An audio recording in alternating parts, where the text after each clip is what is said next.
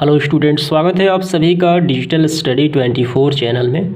और आज के वीडियो में हम लोग कक्षा 10वीं का बायोलॉजी का प्रथम अध्याय है जैव प्रक्रम पोषण से 19 प्रश्नों को आज हल करेंगे।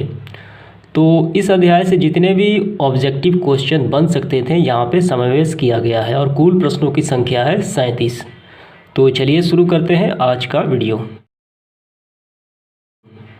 तो पहला प्रश्न इस प्रकार है, वे सारी क्रियाएं जिनके द्वारा जीवों का अनुरक्षण होता है कहलाती है। तो इसका आंसर हो जाएगा जैव प्रक्रम।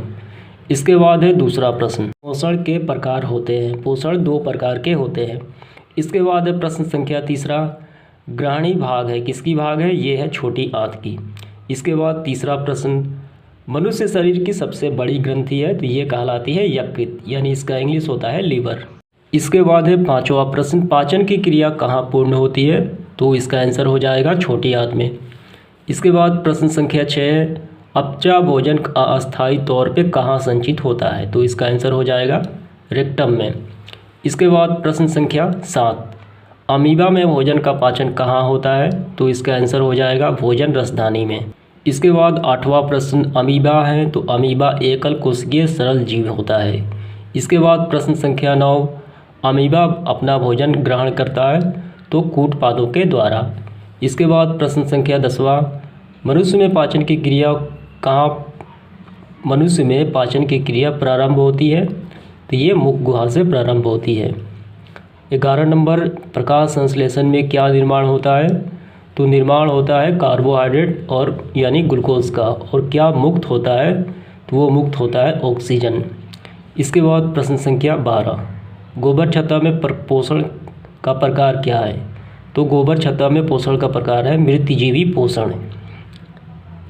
प्रश्न संख्या 13 है, मनुष्य के दांत की सबसे ऊपरी परत क्या है, तो वो कहलाती है इनामेल। प्रश्न संख्या 14 है, लार अथवा सलैवा किस ग्रंथि द्वारा स्रावित होता है, तो ये होता है लार ग्रंथियों के द्वारा, जो 3 जोड़ी मुख गुहा में पाई जाती है। इसके बाद प्रश्न संख्या 15 है, मनुष्य के आहार नाल की लंबाई होती है, ये होती है लगभग 8 से 10 मीटर।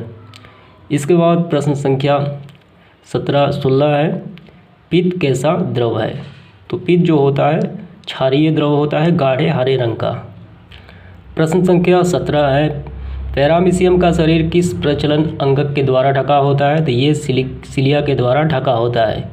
प्रश्न संख्या 18 है, अमीबा का आकार कैसा होता है, तो अमीबा का आकार निश्चित नहीं होता, यानी इसका आंसर होगा अनिश्चित आकार का होता है, वो अपना आकार हमेशा बदलते रहता है। इसके बाद प्रश्न संख्या 19 है, मुख गुहा के बाद भोजन कहाँ पहुँचता है, तो इसके बाद जो अगला स्टेप है वो होगा ग्रास नली में पहुँचता है। 20 नंबर प्रश्न है, एक वयस्क मनुष्य के मुख में कुल कितने दांत होते हैं, तो ये आसान प्रश्न है, तो इसका आंसर हो जाएगा 32 दांत होते हैं। 21 नंबर प्रश्न है, छोटी आंत के कितने भाग होते हैं, तो ये 3 भाग होते हैं।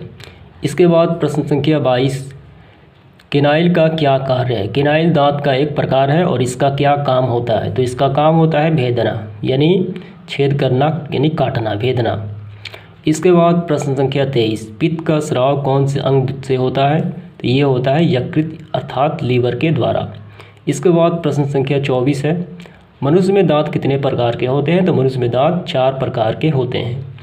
इसके बाद प्रश्न संख्या 25 है, अमाशय का अग्रभाग अर्थात आगे वाला भाग क्या कहलाता है, तो वो कहलाता है कार्डिएट।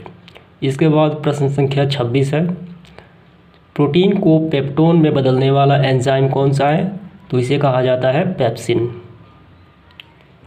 27 नंबर प्रश्न है, मनुष्य के अमाशय में प्रतिदिन कितना लीटर जठर रस स्राव होता है, तो ये 3 लीटर होता है प्रतिदिन। इसके बाद प्रश्न संख्या 28 इस प्रकार है, मनुष्य में लार ग्रंथियों की संख्या है, तो ये होती है 3 जोड़ी, जो मुख गुहा में पाई जाती है।